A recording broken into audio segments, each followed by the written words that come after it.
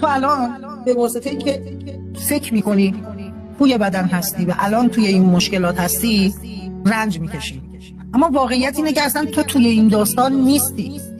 تو اومدی سینما.